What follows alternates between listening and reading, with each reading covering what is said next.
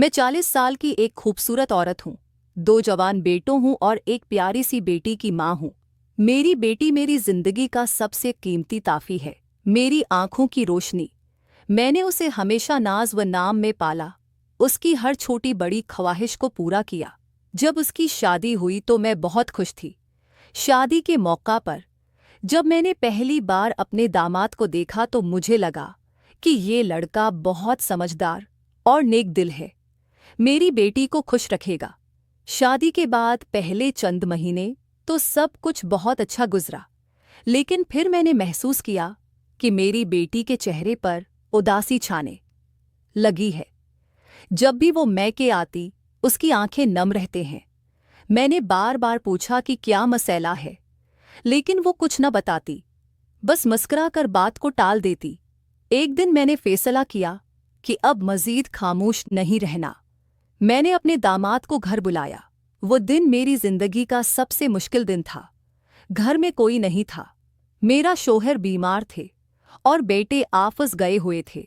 दामाद आया तो मैंने उसे ड्राइंग रूम में बैठाया, चाय पेश की और फिर सीधे मामले पर आ गई। मैंने पूछा, बेटा तुम मेरी बेटी से क्यों नाराज रहते हो? क्या मसला है? क्या वो कोई गलती कर रही है?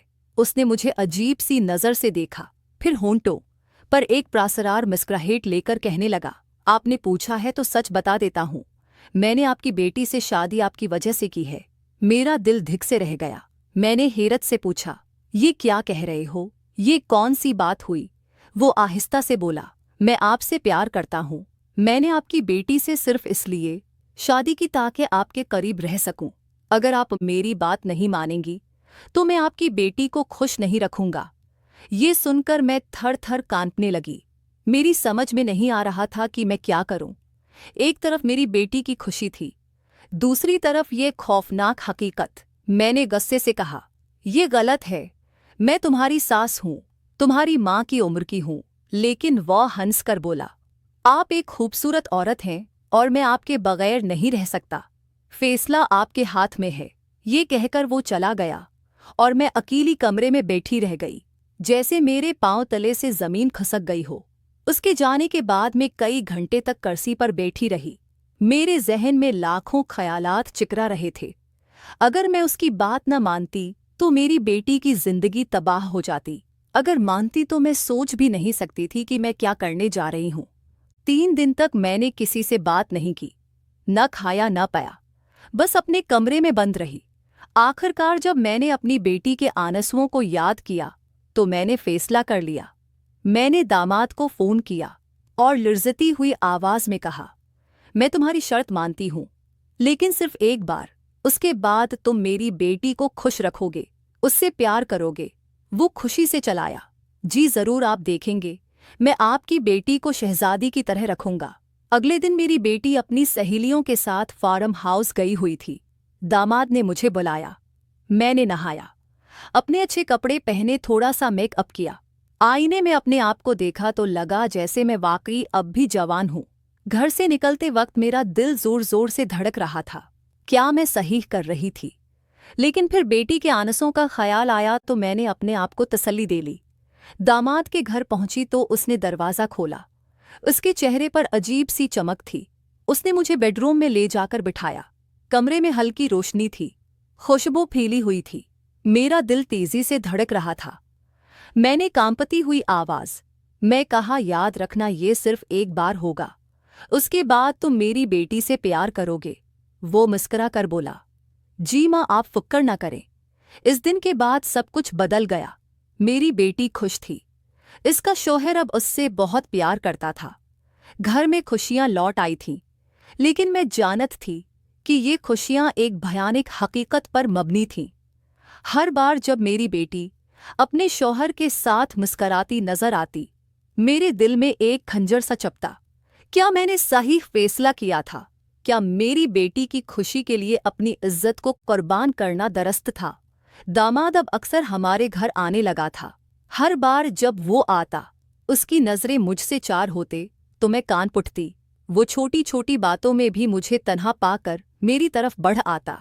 आज आप बहुत खूबसूरत लग रही हैं, आपकी मुस्कुराहट मेरी जिंदगी की रोशनी है। ऐसे फकरे वो बार बार दोहराता। मैं चाहती तो उसे डांट देती, लेकिन फिर बेटी के चेहरे का ख्याल आता और मैं खामोश हो जाती। एक दिन मेरी बेटी ने मुझसे कहा, अम्मी आजकल आप कुछ परेशान सी लगती हैं, क्या बात है? मैंने झट से मुस्कुराकर कहा, कुछ नहीं बेटा, बस थोड़ा सा सरदर्द है। लेकिन इंदर ही इंदर मेरा दिल रोता रहा। मैं अपनी बेटी को सच बताना चाहती थी, लेकिन खौफ ने मुझे रोक लिया। अगर ये राज खुल गया तो मेरी बेटी की जिंदगी तबाह हो जाएगी। शाम को जब सब सो चुके थे, मैं अपने कमरे की खिड़की के पास खड़ी चांद को देख रही थी। मेरी आंखों से आंसुओं की एक लड़ी गिर गई।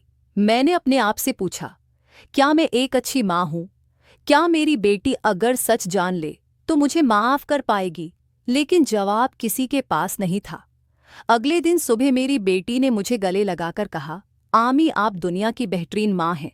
उसके ये अल्फाज सुनकर मैं फूट फूट कर रोने लगी। वो हैरान होकर बोली, आमी आप क्यों रो रही हैं?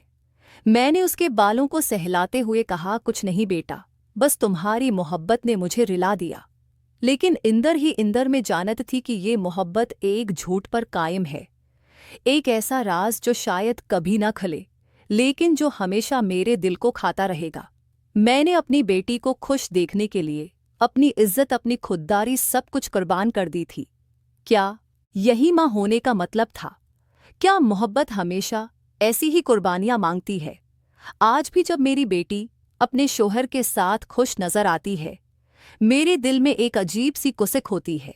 मैं जानती हूँ कि उसकी यह खुशी मेरे गुनाह की कीमत पर खरीदी गई है, लेकिन फिर मैं सोचती हूँ, क्या मैंने गलत किया? क्या एक माँ अपनी औलाद की खुशी के लिए कुछ भी कर सकती है? शायद जिंदगी के कुछ सवालों के जवाब कभी नहीं मिलते। शायद कुछ राज हमेशा राज ही रहने चाहिए।